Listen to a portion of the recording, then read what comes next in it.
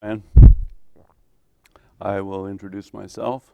I am Jim Gustafson, professor of psychiatry at the University of Wisconsin Medical School, giving my 26th of 36 lectures. Today's lecture is 26 is called Self-Strangulation versus Play. Breuer and Freud, in Studies on Hysteria in 1895, wrote that the accurate diagnosis for almost all of their patients, no one seems to know this, was self-strangulation. All women. And gave 5 cases to demonstrate it. I, in this lecture, say that the accurate diagnosis for almost all of our patients is self-strangulation. And I will give a female and male version in 2 cases to demonstrate it. I appreciate that self-strangulation is a violent and shocking expression, but I insist that the condition is that in our patients, and I leave it to you to contest it when I turn my back.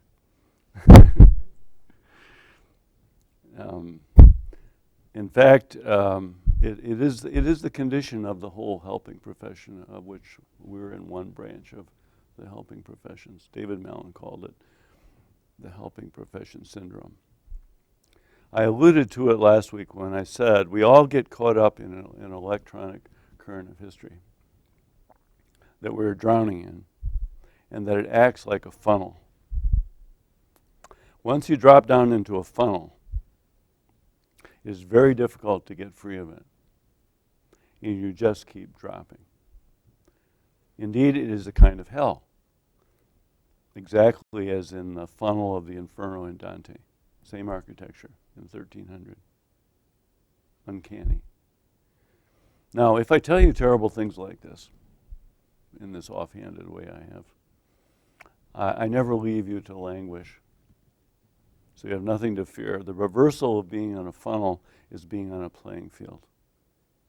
As Mike said, I'll come to any lecture on play. So my lectures are all about the playing field. I will demonstrate in my 2 cases how the reversal or way out is already in the patients waiting to be recognized. The core problem in 2 examples. We go immediately to the cases. A middle-aged woman, a middle-aged man. Composites stand for the whole field. The woman has been miserable for the last 30 years of her adult life, which has been devoted to getting all the work done on her list. No one in the room has such a myth of themselves. In the service of others, before she allows pleasing herself. Her body signals exactly why the latter is strangulated. She points straight at her head in self-accusation, probably the left hand, or guilt, whenever she dares please herself first. The man has been miserable for the last 30 years of his adult life for fear of his delight in fierce competition running away with him. He strangulates his own voice literally between his left thumb and forefinger, like that, as we're talking. Perhaps you can see why each of these patients is in a kind of economy, each at his or her own expense. Each strangles her or his own validity. For their resolution, will we return to each of them at the conclusion of the lecture.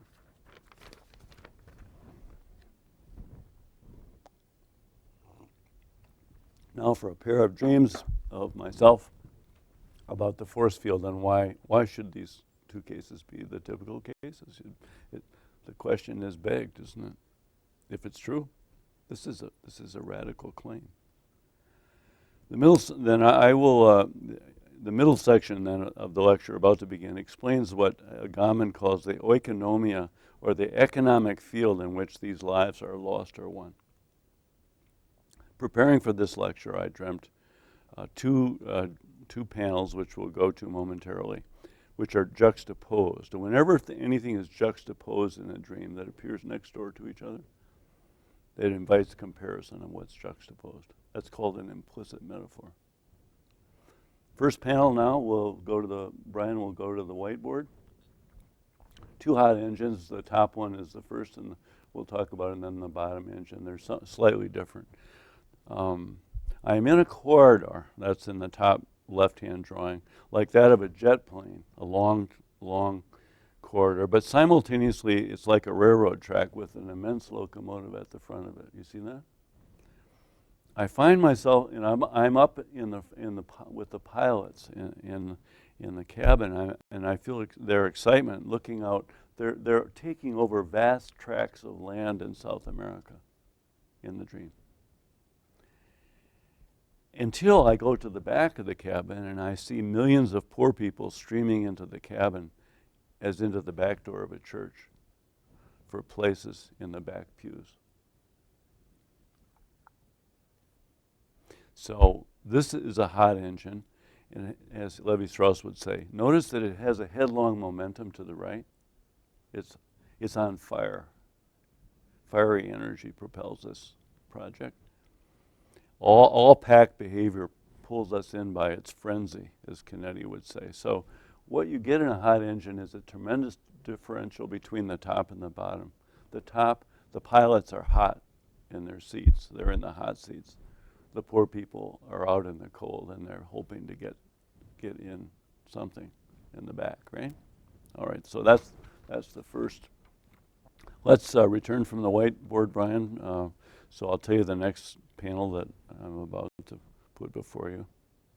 These, I'm making proofs of nonlinear geometry in case you wondered what the logic of all this is. It all goes back to Henri Poincaré. We'll come back to that. I'm invited into a storefront salon on State Street in Madison. That's the main street of business for the university, where an icy and self-congratulatory professor, I don't know any but around here, but they do it down near Bascom Hill. There's lots and lots and lots of them. And this professor is holding court, and he's being acclaimed for his pronouncements, and he's a very icy, self-congratulatory SOB, if I ever saw one before. Speaking of dreams at 4 a.m, Brian. And I take my wife by the hand at once, and I said, "We're out of here." And we try to get somewhere. And so if you're not on the whiteboard, go to that now, Brian. That's my wife and I in that blue line, trying to get away from this professor and his grandiosity. We run into a suburb in California where we were for a while, and I say, "Let's get out of here." And we finally arrive at the Atlantic Ocean, and it's chill and barren. That's also where I went to medical school and college. So it has a little history in it. All right. So if you're not on the whiteboard, Brian, go there. Basically, this is another hot engine, but it has a somewhat different structure. There's still, as Lèvi-Strauss would say, a tremendous differential between those in power and those out of power. But sometimes the demeanor of those in power is very icy, but there's fire inside of them. Watch out. And again, those who are trying to find cover somewhere have a hell of a problem out in the chill, right? So, all right, let's come back. Now you can come back from the whiteboard in. We're moving along here like crazy. But Paul's smiling, so it's okay. All right, Shakespeare would have understood this lecture. In fact, I think he may be sitting to my right. I wonder always why this chair is empty, and I'm beginning to understand. He would have said this juxtaposed pair of dreams is his entire subject of all of his plays. Namely, that the hot engine of fiery male power to increase its territory in 1600, and its icy lack of mercy for those in their way and their rivals. Everything in Shakespeare is about this. Sometimes it's outright tragedy, sometimes it's comical. In other words, there are two great dangers to watch for in group life: massive intrusion, massive abandonment. When humanity is in its wave mode, Walter Friedman in neuroscience talked about the wave mode of the nervous system, which is basically what allows you to get a low-dimensional space that can emit orders. And then there's a pulse mode of the brain in which it's very high-dimensional and it's wide open to receiving the widest variety of things. So using Freeman's notion here, I would say that Shakespeare knew all about the wave mode and the pulse mode in 1600. He has Richard III send his assassins to murder Clarence and to Hastings at 4 in the morning. That's emitting orders, right? That's fire. And then the ruthlessness of the murderers is absolutely chilling. No mercy. All right. Now we come to the conclusion of the lecture, and we're going to get it in 15 minutes. Strangely, these frenzies of pack life that pull us into funnels are simple to step out of. So now, for all your trouble here, you're going to get some help. Not just talking, Paul. And you do this by stepping back from everything that is potent in psychiatry involves stepping back from the field. Because if these patients that are pressing forward like this, they're always in trouble. In fact, this morning I had a guy, ADD guy, that was doing this, and I can't say too much about him, but I said, why don't you try sitting back? This is a person that is losing his temper all the time and irritable and blah, blah, blah. He said, oh, this is very uncomfortable. I said, yeah, that's why you're not doing it. But we had a very interesting conversation but he could see better back there. In his line of work, you have so much paperwork, and since he's forward like this all the time, he's always pissed off that there's even more paperwork. You know about that, Chris? And I said, well, when you sit back, he says, yeah, when you sit back, you say, well, right?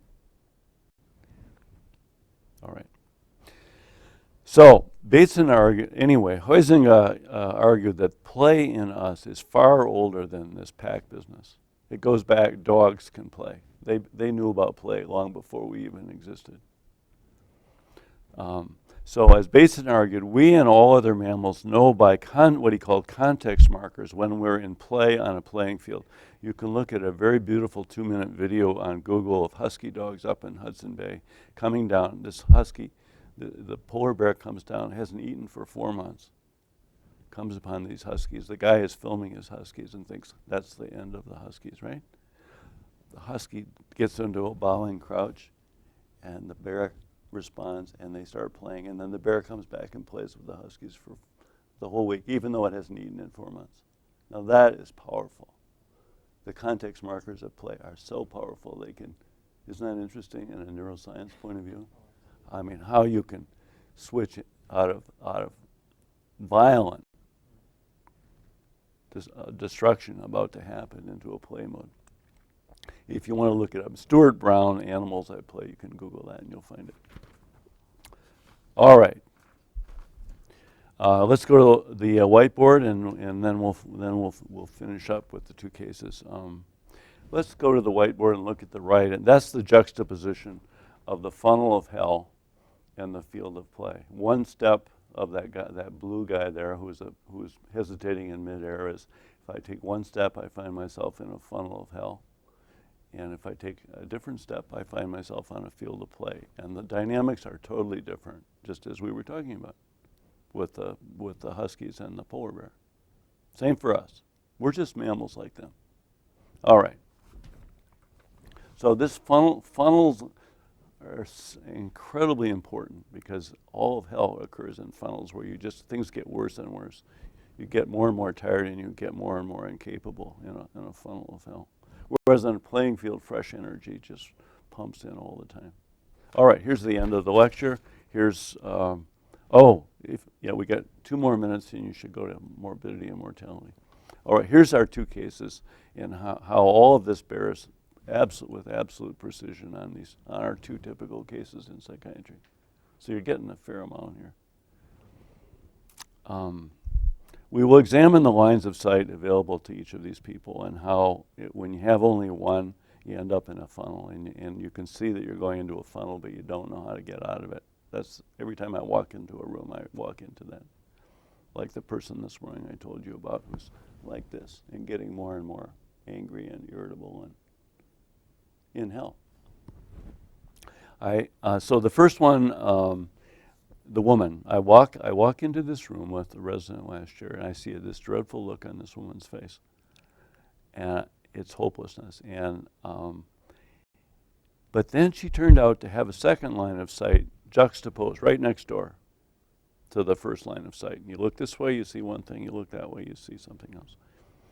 And she smiled, and she said to me that she did not want to wait another 30 years to please herself.